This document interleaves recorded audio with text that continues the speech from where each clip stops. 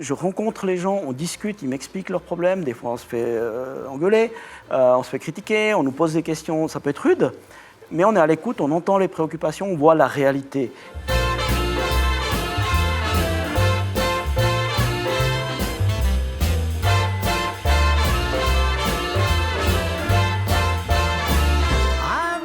Mesdames et messieurs, bienvenue dans ce nouvel épisode du Story Show. On va parler politique aujourd'hui avec Damien Cottier. Bonjour. Bonjour.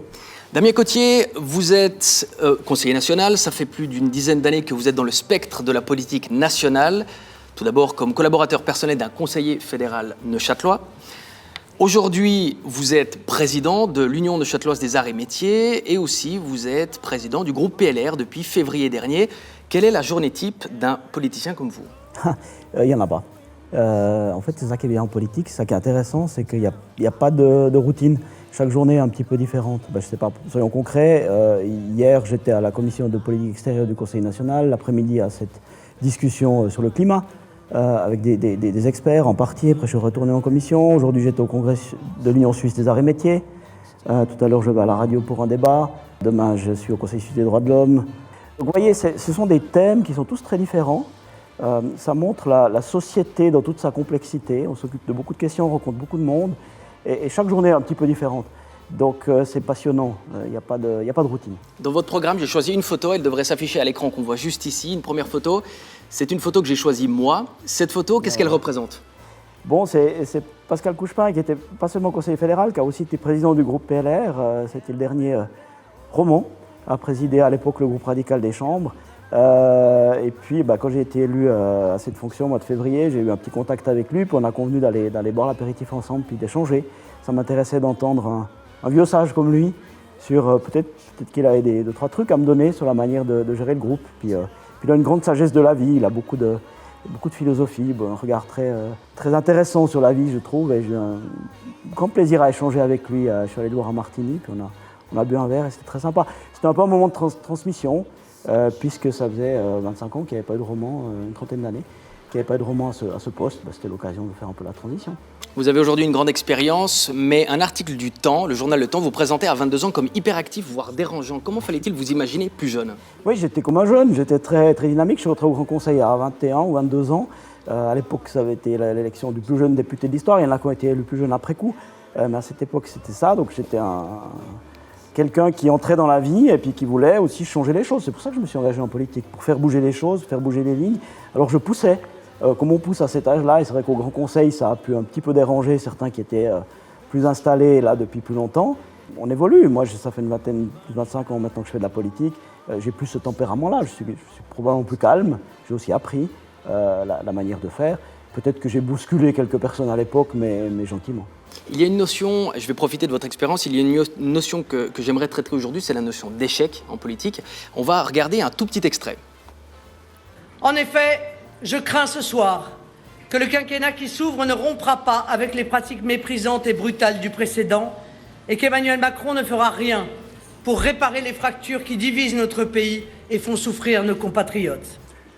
À présent, M. Macron est le plus mal élu des présidents de la Ve République. Sa monarchie présidentielle survit par défaut et sous la contrainte d'un choix biaisé. Il surnage dans un océan d'abstention, de bulletins blancs et nuls. Marine Le Pen et Jean-Luc Mélenchon ont perdu les élections présidentielles. On valorise presque l'échec en entreprise. Pourquoi on ne parle que très peu de l'échec en politique ? Bon, il y a un peu du faux semblant aussi. Des fois, en politique, l'image, l'impression est presque plus importante que la réalité des faits. Là, Jean-Luc Mélenchon dit que M. Macron est un des présidents les plus mal élus de la Ve République. C'est complètement faux. Mais à force qu'il le répète, c'est entré dans les têtes. En réalité, quand on avait des Mitterrand-Chirac ou des Mitterrand-Giscard, c'était des 50,5, 52%. Bon, M. Macron a un score beaucoup plus élevé que ça. C'est en fait un des présidents les mieux élus de la Ve République. Pourquoi est-ce qu'on parle peu de l'échec en politique ? Parce que les gens qui veulent s'engager dans une campagne électorale, que ce soit les partis ou les personnes, veulent évidemment gagner. Moi, je pense que l'échec est très formateur. J'ai moi-même été candidat au Conseil national en 2007 et je n'ai pas été élu. Et j'ai appris beaucoup de cette expérience, de cette campagne qui n'a pas abouti à une élection. Alors que les précédentes, j'avais été élu au Grand Conseil avec des scores qui étaient des bons scores en plus. Et tout d'un coup, vous devez apprendre à gérer la non-élection. Mais c'est clair qu'en politique, on ne valorise pas l'échec parce que celui qui est candidat veut être élu. C'est après l'élection, ce n'est pas un but en soi, mais c'est une fois que vous êtes dans une fonction que vous pouvez appliquer votre politique ou contribuer à l'appliquer.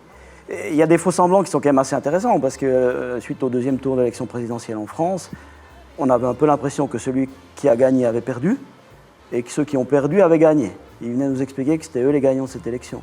C'est quand même pas tout à fait le cas. Puis c'est vrai que ce serait intéressant de discuter un peu de l'abstention. Avant de discuter de l'abstention, est-ce qu'on pourrait parler de bienveillance en politique? Est-ce qu'on pourrait imaginer aux prochaines élections un discours qui remercie et qui félicite le vainqueur en France? Est-ce que ça peut exister?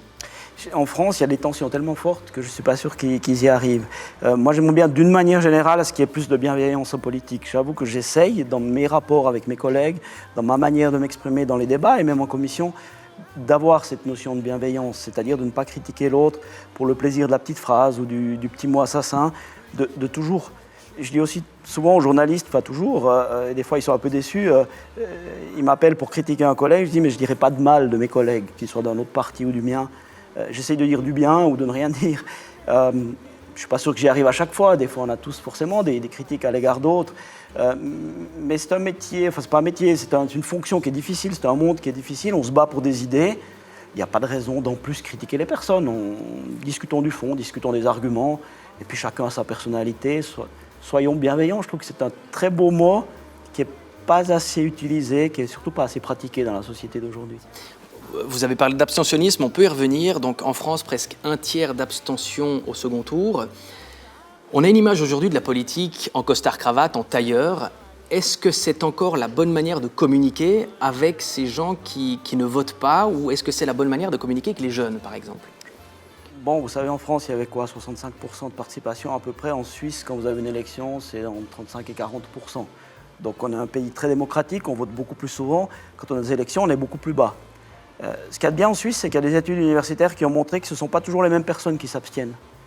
Les Suisses vont presque tous, de temps en temps, voter. Il y en a qui votent régulièrement, d'autres toujours. Il y en a quelques-uns qui votent jamais, mais c'est une toute petite partie de la population. Donc en fait, sur les différents sujets sur lesquels on vote, les gens vont voter régulièrement, mais ils ne votent pas à chaque fois. Donc il n'y a pas une partie de la population qui est complètement déconnectée. Je crois que ça, c'est quelque chose de très important, et on voit en fonction des thèmes. On a eu des 2 tiers de participation en fin d'année passée quand on votait sur la loi sur le Covid. Et puis sur d'autres thèmes qui intéressent moins, on a des taux qui sont beaucoup plus bas, souvent autour de 50%. Les élections sont un peu plus bas en Suisse. Après, l'habillement, je pense qu'on doit être proche de la population, mais dans la discussion, dans l'attitude, je crois que c'est Pompidou qui disait la politique, au fond, c'est dialoguer avec les gens. Je crois profondément en ça. Moi, j'aime bien être habillé de manière respectueuse des institutions quand je siège à Berne. Quand je suis dans mon jardin, c'est autre chose, c'est privé, et puis je mets un t-shirt comme tout le monde. Mais lorsque je suis au Parlement, je ne suis pas moi-même à titre privé, je suis là dans une fonction qui est une fonction représentative de la population. Et je trouve qu'il y a une certaine dignité à avoir, comme on ne va pas, je ne sais pas, à un mariage ou à une cérémonie importante, habillé n'importe comment, on essaye de faire attention. Et moi, c'est ce que je fais. Alors la cravate, elle est beaucoup tombée dans le monde économique et aussi de plus en plus dans le monde politique. Je n'en ai pas mis aujourd'hui. Mais si vous allez au Conseil des États, par exemple, pour entrer dans la salle, c'est obligatoire. Encore, il y a ce règlement. Au Conseil national, pas. Moi, je trouve qu'on ne va pas en t-shirt au Conseil national. Si j'y vais, c'est en général avec une cravate ou en tout cas avec un costume et une chemise. Je crois que c'est une question de respect de l'institution. On ne va pas là comme on va au barbecue. Si on prend juste la photo, donc il y a encore une 3e photo que nous pourrions afficher. Voilà cette photo, donc c'est la photo du Conseil fédéral en 2022. Les tailleurs et les cravates sont sortis. Si je comprends bien aujourd'hui, cette photo s'adresse plus en lien au respect des institutions qu'à la population. Oui, je crois qu'on attend d'un conseiller fédéral ou d'une conseillère fédérale qu'elle soit habillée ou qu'il soit habillé de manière digne, qui représente tout le monde, relativement neutre dans sa manière de s'habiller. Mais sérieuse. Il est là dans une fonction, il n'est pas là à titre privé, il incarne l'État. Et donc on s'attend à quelque chose de digne et de représentatif. Et donc le costume et la cravate pour les hommes. Un peu plus de liberté, un peu plus de fantaisie aussi pour les femmes, mais quand même une certaine forme qui est attendue. Après, les choses se sont quand même aussi un tout petit peu détendues. Si vous regardez, je crois, ça m'a frappé en voyant la photo officielle du conseil communal de Neuchâtel, où plusieurs messieurs étaient sans la cravate. Donc c'est quelque chose qui a un peu évolué. Vous n'auriez pas vu ça il y a 10 ans. Je crois même que dans le règlement de la ville de Neuchâtel, ce n'était pas autorisé pour un membre du conseil communal à l'époque de venir sans cravate aux séances. Aujourd'hui, ça l'est. Là-dessus, il y a une petite évolution des mœurs, comme dans l'ensemble de la société. Mais ça reste une manière de s'habiller, de représenter, parce que vous incarnez autre chose que vous-même, simplement.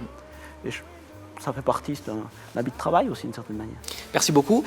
Alors moi j'aimerais bien revenir sur cette notion de terrain, parce qu'on reproche parfois à la politique de décrocher du terrain. Comment éviter aujourd'hui qu'une politicienne décroche du terrain? Et c'est en restant en contact de la population. Et ce qu'il y a de bien en Suisse, c'est qu'on n'est pas des politiciens professionnels, on vit tous dans notre canton et pas comme mes collègues français par exemple qui vivent à Paris la plupart du temps. On est dans nos, ils diraient circonscriptions, nous on est dans nos cantons, on a des métiers, on a des contacts. Moi je suis président de l'Union neuchâteloise des arts et métiers, j'ai des contacts avec les entreprises au quotidien.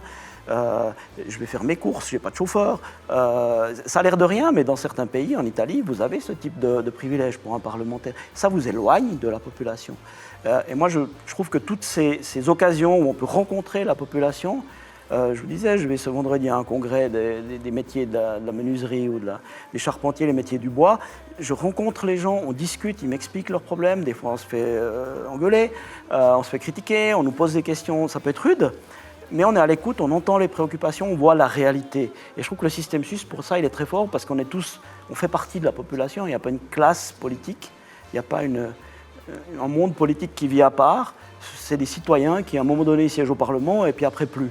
Et qui restent connectés au reste des citoyens qui entendent la réalité de ce qui se passe. Et je crois que ça, c'est très fort. Et puis, on a tout le temps des votations. Et ces votations, c'est des occasions de débattre, d'être en contact avec la population, d'entendre les critiques, les demandes. On perd, on gagne, mais on a débattu, on était au contact des gens et vraiment dans un contact extrêmement direct. Et ça, c'est très précieux parce que du coup, on n'a pas cet éloignement. Sinon, vous voyez, le président de la République française qui vit à l'Élysée avec une ancienne première dame qui, l'autre jour, dans une émission de télévision, expliquait à quel point il vit séparé de la société parce qu'il a des gens qui le servent du matin au soir, des chauffeurs, de la protection, qui vous écartent de la société. Et ça, c'est très dangereux. Merci beaucoup pour cette interview, Damien Cottier. Mesdames et messieurs, n'oubliez pas de vous abonner à la chaîne du Story Show. C'est très important. Donnez-nous votre avis, proposez des invités et même des questions que nous pourrions leur poser. On s'occupe du reste. À très vite. Au revoir. All thanks to you.